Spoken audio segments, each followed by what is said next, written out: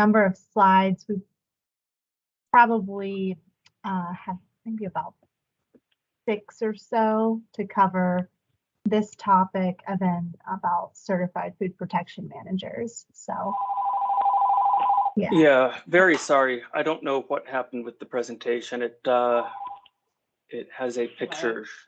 It says can't be displayed in the main screen, even though on my preview it shows it correctly. The good news is that I've got a backup copy, a PDF of the slides to show you on an inspection report what you'd be looking for. Shows the type of the inspection, when it happened, and identifies everything as either being diamond, in excess of minimum requirements, satisfactory, not observed,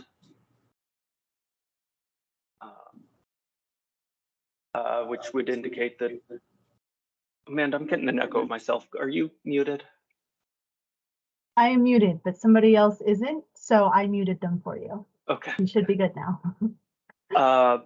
Not observed would be that that activity might take place, but we didn't see it that day. Not applicable, it just doesn't take place, or in violation. And if violation, it's rated as being high, medium, or low risk based on evaluation of done in the FDA's Model Food Code. And then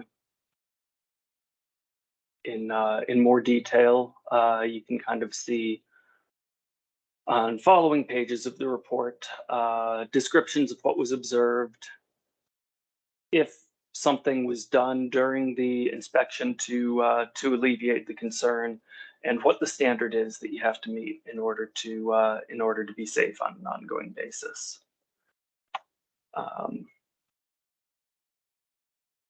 And then real quick, as Amanda mentioned, just a couple more slides about certification.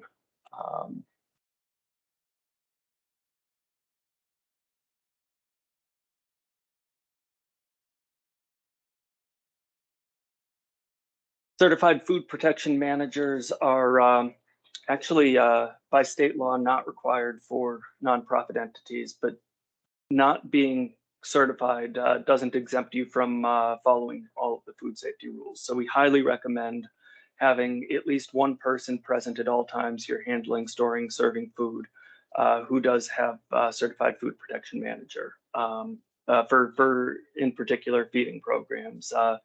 Food pantries that are just storing sealed food would not need this level of certification. But we offer classes on an ongoing basis to help people meet this requirement. You can get our schedule and more information about our 1-day, 2-day, and challenge exams there. The 1-day and 2-day classes both include a book to help you study, in addition to the test and the instruction. The challenge exam would be just the test by itself. Or if our schedule or anything else doesn't meet your needs, there are other accredited providers that you could go to for certified food protection manager. And actually, this list is not 100% up to date, but if you go to the short link there or use the QR code, it will give you a full list on an ongoing basis of everybody accredited by the American National Standards Institute. We also have some resources to help you out, whether it's information about hand washing and its importance, how to keep your thermometer calibrated and giving you the correct temperature on an ongoing basis, how to organize your refrigerator for safe food storage. And we're making a very intentional effort to provide more materials in more languages. So on an ongoing basis, you should see updates to how our translated materials are shared on the webpage. And if there's something where we're not meeting a need that you have for information in a particular language, please reach out and let us know. We'll do everything we can to help out and communicate clearly in language that's going to be useful to your staffs, your clients, or anyone else. And just real quick message about turkeys as we're going into Thanksgiving. Turkeys do take about 4 to 5 days, or 1 day for every 4 to 5 pounds to thaw in a refrigerator. So a frozen turkey distributed right before Thanksgiving is not going to thaw in the refrigerator very quickly, very easily.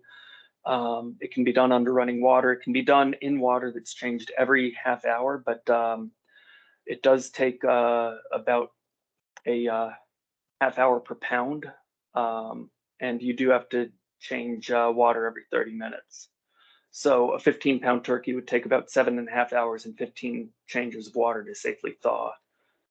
And you can roast an unstuffed turkey in the oven from frozen. It should take about 50% longer. So a 15-pound turkey would take about 6 hours instead of 4 to thaw safely. But it is not safe to just put a turkey out on the counter. It is not safe to put it into hot water or put it into water that's not changed. Both those cases can lead to bacterial growth. And it's certainly not safe to fry a frozen turkey.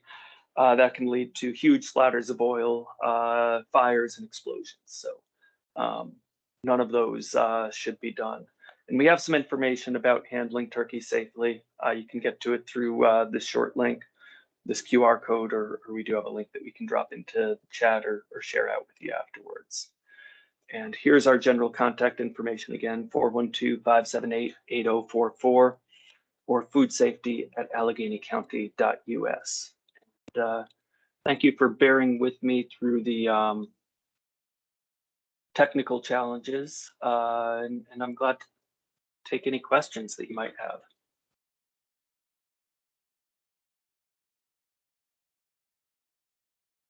Jesse, do you want folks to just shout their questions out, or should we put them in the chat and have Either some way, moderation? if you want to shout it out, go for it.